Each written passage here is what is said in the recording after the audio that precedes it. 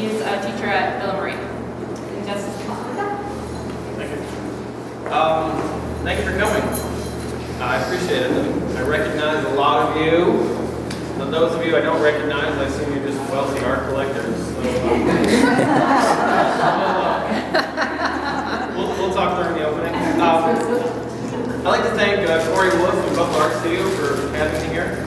It's a real nice honor. And I'd like to say I'm flattered to be showing next to Miss Bolanos. I've enjoyed her work long before I knew her. So tonight I'd just like to take a couple minutes and tell you a little bit about who I am, where I'm from, what I make and why. And it's all very kind of interconnected.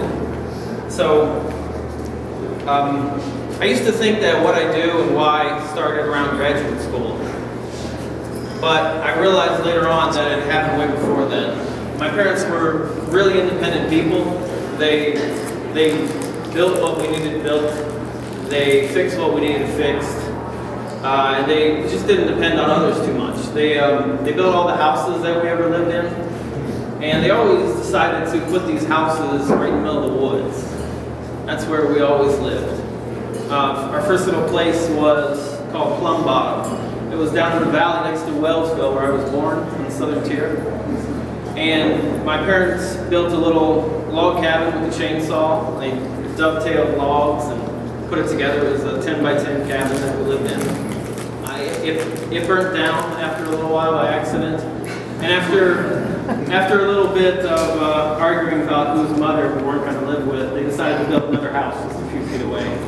So they built another one right in the middle of the woods, right over a little creek.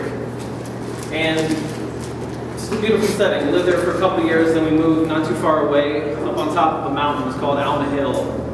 And we had about 7 acres of woods. We had a tree canopy. We had a little fern canopy that my brother and I used to hide under. And while my parents built the house, my brother and I just made bows and arrows out of wood. And my parents picked and we ate a lot of wild plants, cattails, lamb's quarters, poke, every kind of berry imaginable, elderberries, blackberries, raspberries. My parents made wine out of dandelions and choke cherries, you name it. But it was interesting at least. When I was still very young, my parents got tired of the cold. So it's just too damn cold here. So we moved down to southern Mississippi. And that's where I grew up mainly for 20 years. That was a great experience. It was a whole new climate, a whole new place, and just new plants to explore, new animals to find. My parents got us 32 acres down there, and they built us a house in the middle of the woods. And 32 acres of wood right next to a little pond. And just, what a place, what an experience. My parents, while they were building that house down there, my brother and I were building huts and forts and lofts and tree houses and anything else out of wood and scraps. And now I just really appreciate that upbringing. I think it did a lot in forming me. So fast forward, I didn't have art in high school, but I studied art and design in college, my undergraduate. I was in the wrong major for a little while, but then I went to interior design. I took design courses, I took sculpture courses, art courses, and I really enjoyed that. I really responded well to making things. I enjoyed furniture a lot, enjoyed wood and materials and putting things together a lot. So I decided to further pursue my career and go to graduate school at RIT, Rochester Institute of Technology. So I moved back up here to Western New York again. And I knew I had to work hard and work fast and do things well because I really didn't know my path that well until I got about right there. So moving back up here, I was actually searching for inspiration everywhere, and I found it in this new environment. In the ever-changing seasons, with the consistent stages of development, there was all these little buds and these little sprouts and these little seeds and these little berries, and they were all so interesting and ephemeral. They definitely caught my eye, and I photographed them continuously. A couple other big inspirations I had during graduate school was we had Wendell Castle as an artist-in-resident. I don't know if you all know Wendell Castle. He's a phenomenal sculptor and artist and furniture maker. And he works mainly wood, mainly laminated wood, with beautiful, unique, very unique forms, voluminous forms that reference plants, they reference animals. And he would have us at his studio probably twice a semester, and he would talk to us about his thoughts, his ideas, his design process, our work, his work, how to market your work. He was just a wealth of information, and he tried to give it to us. And very phenomenal person. He just blows me away to this day. I mean, he's 80 years old, and he's at the top of his game. But a great person I was in touch with at that level. Another thing that happened around graduate school, I was introduced to the work of Martin Perrier. He happened to be having a retrospective at the MoMA in 2007, and me and my then girlfriend, now wife, Bethany, we, along with some other friends from RIT, we went to that opening, or rather to that show on the first Friday, and what an inspiration, a mind-blowing experience of Wendell Castle retrospective is. 47 pieces, so much bigger than you can imagine. Amazing forms, done to perfection. Such a craftsman. He works mainly in wood, some other materials, but mainly wood, and just beautiful forms with clarity, lots of clarity, and also ambiguity to them. So he was, another super inspirational person.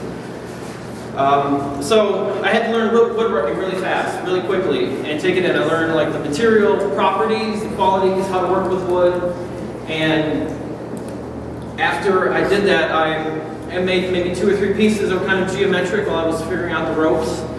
And after that, you guys can come in if there's more people coming. After learning those ropes, I decided I didn't really want to make an object that sat in a space. I wanted to make something that had some energy and some life to it. So my 4th piece, it was a big, voluminous, round, stretchy donut form with the long, curvy arm and an opening leaf like a sprout. And I think that was the beginning of my work. That was in 2006. That was, pretty much the start of it all. Since then, I was studying these small plant forms, and I wanted to put life into them, but I started thinking, this life doesn't necessarily have to be plant life. This energy, this can be plant, this can be animal. So I started doing some things like fat rolls and stretchy skin and things that had more animal characteristics to them. As that progressed, the work started to get a little more colorful and a little more plump and shiny, and I see it as kind of full of potential. From there, even more recently, a lot of the work has taken on like some amorphous qualities. Things that are like fetuses and young, underdeveloped life forms just getting ready for the world. And this is all very subconscious, mind you. But this is like at the time when my wife and I were talking about having a child. And it's just interesting. Somebody came in the other day and this cream-colored piece here, I thought of it as a little guy. But somebody said, wow, that's a pregnant belly, isn't it? And I said, yes it is.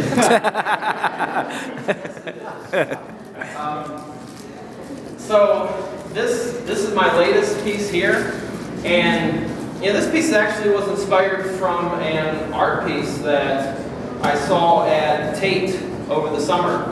It was a large video installation by Donald Gordon, and he had huge video screens with a slow-moving elephant walking on them, and the video screen zoomed in on the elephant's feet, and the form of his legs, and the form of his feet, and the form of his toenails, and how he touched the ground with a convex bottom foot, and then it flattened out as it touched, and then pulled up, and it was convex again. It was just beautiful, especially with those big deliberate steps. So that kind of helped inspire this form, something that reacted with the space, reacted with the ground, and had some nice, confident, maybe slow movement with it.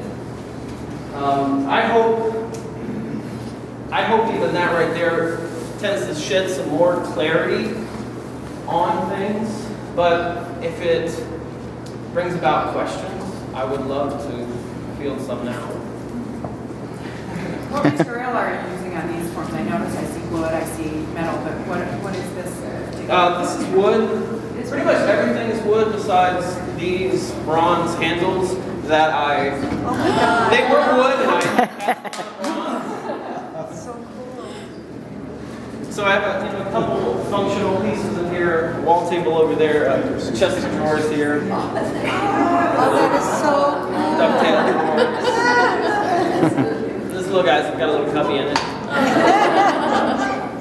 So what is it that you're seeking when you make these forms? I mean, we're all seeking something when we do our art. So, what is it personally for you that you're I think I'm seeking to, create little unseen life forms, things that are recognizable enough that we feel comfortable around them, somewhat familiar, but somewhat alien at the same time. I love it when 10 people look at the same thing and they're absolutely sure of what it is, but it's 10 different things to those people. I like that a lot. I really enjoy that ambiguity to it. Well, Jesse, you're reading my mind because I love your explanation, and I can see the connection to an elephant's form and movement. But when I walked in here, and I couldn't resist walking under it, this was spring to me. Yeah. And wild onions coming up in the woods. Absolutely. Yeah. Absolutely. I went and got a leaf. I do too, yeah. I went and got a leaf and took it to Home Depot, and I matched 5 different colors that leaf transitioned from dark green into like a light green. I felt that. I like those. Is that They good to work. walk under it? Was that okay? No, that is not. No. I hope to elicit some sort of interaction with this. Absolutely. That was part of the reason for this. Was reading those too, and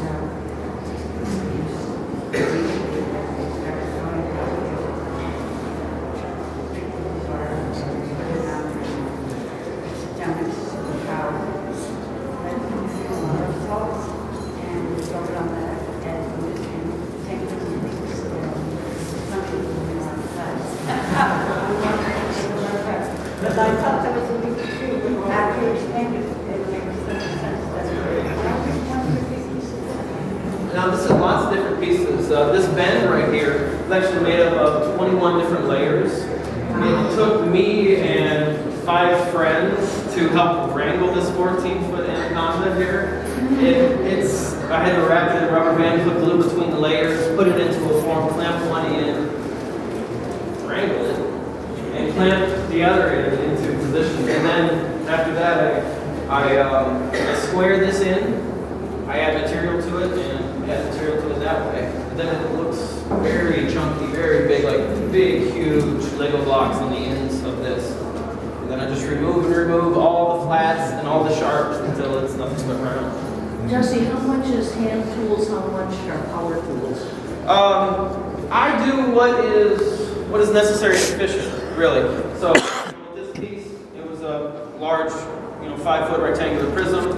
And if I can cut out that shape with a bandsaw, I'll do that, and everything will still have corners, so that'll require me to use gouges and rasps and scrapers and lots and lots of sandpaper, 60, 80, 120, 220, 320, 400, 600, 800, 1500, 2000. Then I'm done. And then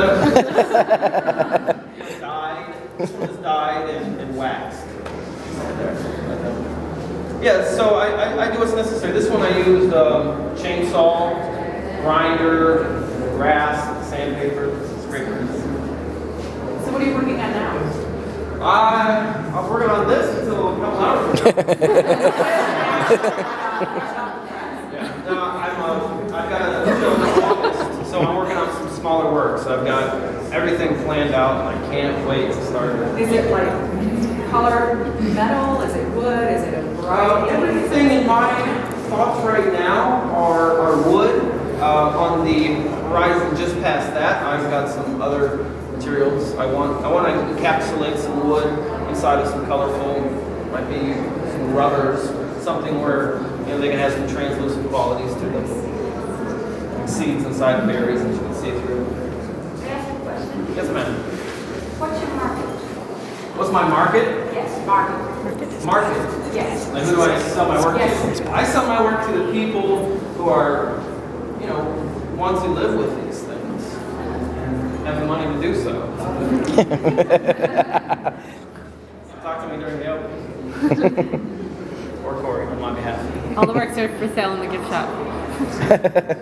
Well, we all want it. How do we all get rich?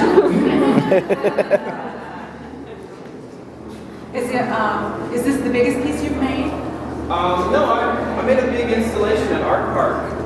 It covers about like a quarter of an acre with 15-foot pods that you can run inside of, and bridges and animals. How long ago was that? What was it? 2 years ago? 2012? Over the summer? It's there. Check it out. I will. What I meant was, is it mostly by commission, is it by grant, Oh. that kind of thing? I do some commissions, but I just wanted to have a big enough body of work to have a nice show because I feel like they work together really well. They create an environment. I feel like their energy kind of plays off of one another. So I love it when I can show them all together in a show. Absolutely.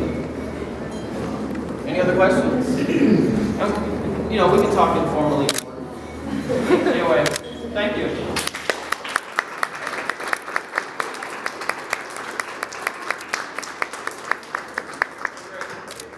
Sorry. No, you're fine. If we can move over to the